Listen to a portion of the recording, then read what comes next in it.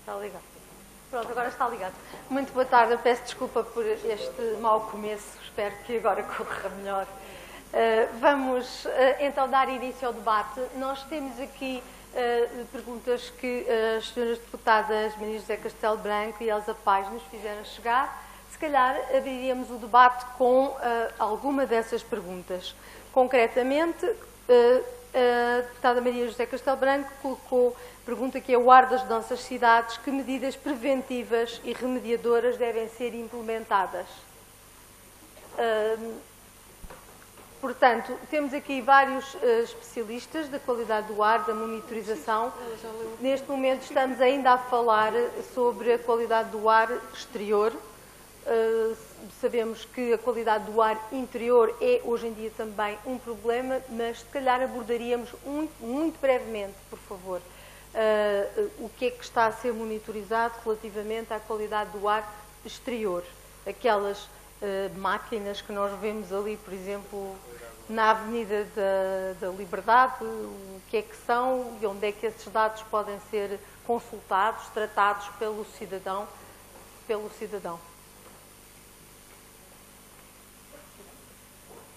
Agradeço que se identifique no início, por favor. Muito boa tarde a todos. Pedro Gomes, da ex-Universidade Nova de Lisboa, mais corretamente assim.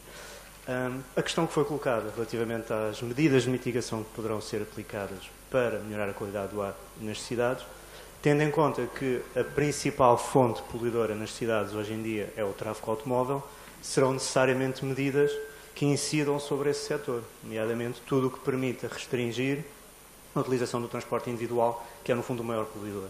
Portanto, estamos a falar de medidas como zonas de emissões reduzidas, que no fundo é o que já existe atualmente em Lisboa, onde se restringe o acesso aos veículos mais poluentes, medidas de incentivo ao uso do transporte público, eventualmente, como em Londres e outras cidades, como Estocolmo, taxas de congestionamento para aceder ao centro das cidades.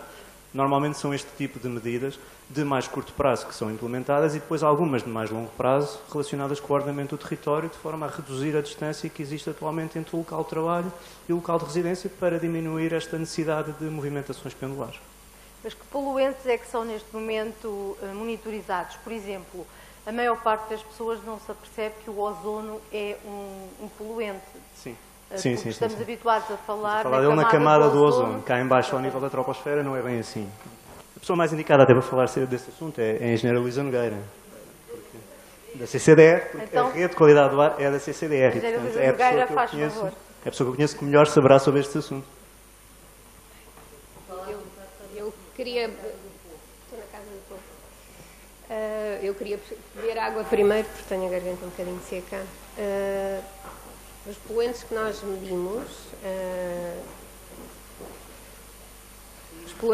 medimos, em meio urbano são, sobretudo, os poluentes emitidos pelo tráfego automóvel na cidade de Lisboa, porque hoje em dia a indústria já não tem a influência que tinha há alguns anos e, portanto, a atual rede de monitorização incide, sobretudo, sobre os poluentes emitidos pelo tráfego, os óxidos de azoto.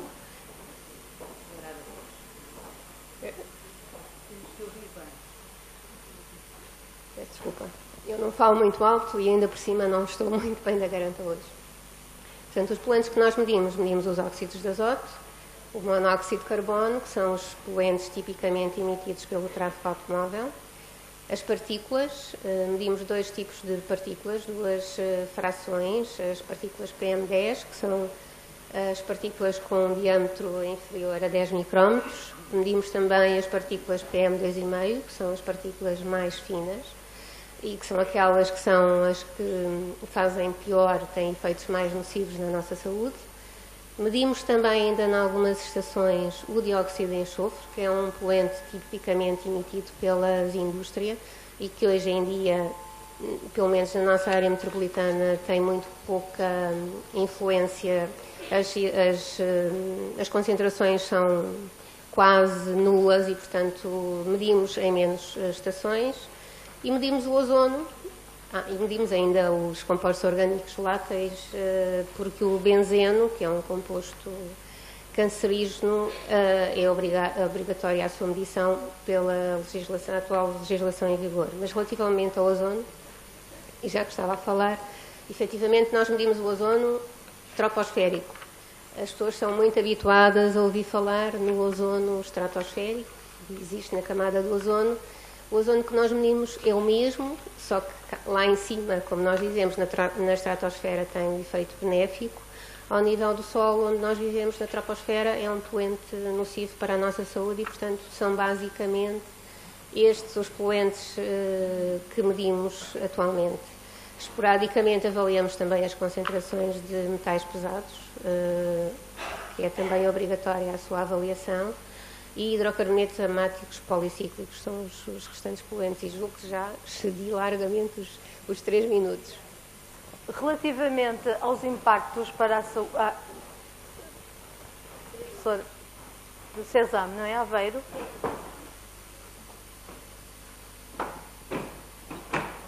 Bom, para ser breve, apenas completar a informação que a Luísa Nogueira deu, porque tinha posto a pergunta onde é que as pessoas podem ter acesso.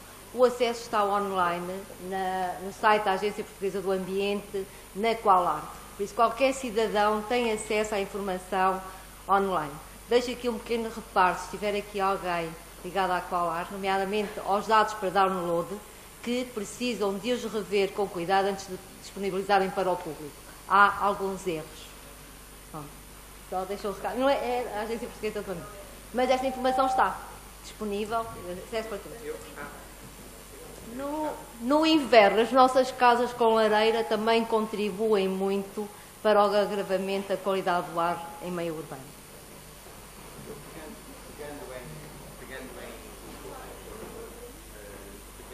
Em questões que foram enviadas também pelas deputadas, eu gostava de também transmitir esta ideia que não é consenso, quer dizer, as pessoas não sabem, não se apercebem disto. É que nós passamos 80% a 90% do nosso tempo dentro de casa. Todos nós. Quer dizer, nós, aliás, quando temos a possibilidade de dar um passeio, até achamos que é um luxo quase, hoje em dia.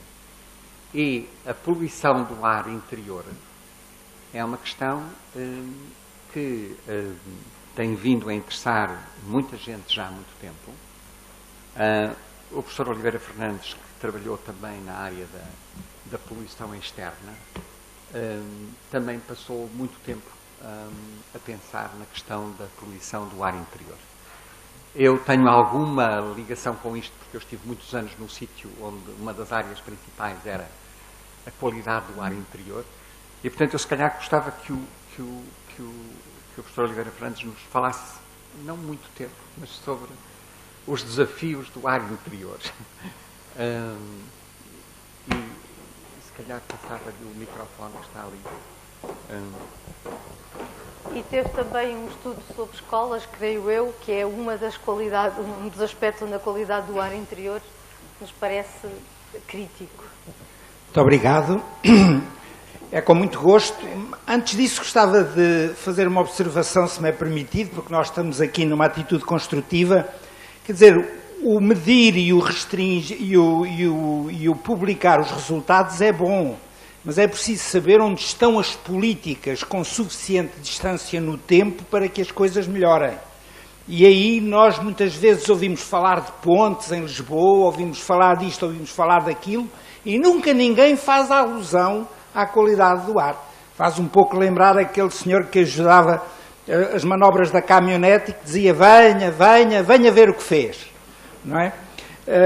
Portanto, eu acho que nós temos que ter a ideia de onde é que se carrega, onde é que é o botão onde se carrega para se resolver o problema ou para se mitigar o problema. E isso não aparece ao nível do planeamento. Estão aqui colegas e amigos da área da geografia, mas nós sabemos que essas decisões são tomadas numa atitude absolutamente agnóstica em relação a estes problemas. E este é que é o problema. Portanto, a mim não me interessam os valores das cidades, até porque nós temos poucas cidades na realidade. E as cidades que temos, algumas delas são cidades que têm 150 km, como é de Oliveira das Meias até Braga, é um ambiente urbano. só que tem 100 quilómetros. E, portanto, não são essas cidades que nos interessam. Agora, em Lisboa, temos intervenções. Agora, para ser breve, e antes ainda de chegar à qualidade do ar interior, dizer, por exemplo, que em Lisboa, relativamente muito cedo, até porque não sei se sabem, mas nos anos 80 houve um projeto financiado pela Organização Mundial de Saúde e pelo PNUD para a melhoria da qualidade do ar em Lisboa, e na sequência disso, por exemplo, foi quando se parou o trânsito automóvel na Rua do Carmo. Ora, bom, isto leva a uma estratégia que nós temos que ter presente e que está muito clara nos documentos mais recentes de Bruxelas. A melhor maneira de controlar a qualidade do ar é fazer source control, isto é, matar as fontes. E foi isso que foi aqui dito em relação ao tráfego, em relação à paragem às ruas. Lembro que, por exemplo, no Porto, não está aqui muita gente do Porto, mas havia uma rua que era a Rua 31 de Janeiro, em que o tráfego mudou de sentido, durante muito tempo subia, depois passou a descer, e as concentrações na zona baixou dramaticamente. Bom, não sei se aqueles que descem agora têm algum sítio para subir, mas isso é outra questão. Em relação à qualidade do ar interior, eu gostava de dizer em primeiro lugar o seguinte: o ar interior é basicamente o ar exterior. Quer dizer, o ar interior é o ar exterior com mais qualquer coisa. Portanto, isto é muito importante. Claro que os meus colegas e amigos têm aí um papel que eu pedi para distribuírem, que foi muito recentemente produzido para a Direção Europeia, para a Direção de Saúde, onde nós fazemos uma avaliação do impacto da poluição na saúde e que conduz a uma estimativa de cerca de 2 milhões de anos perdidos por ano por causa das poluições. E aí o que se vê claramente é o seguinte: as fontes de poluição são dominantemente no exterior, que é a figura ao lado direito, o ambiente, o ar exterior. Depois, as causas mesmo são as partículas de combustão que estão associadas às queimas. Todas elas, falou-se das lareiras, falou-se dos automóveis. E depois, onde nos dizem que as doenças mais abundantes são as cardiovasculares, por causa exatamente das partículas e da combustão, e depois, logo a seguir, as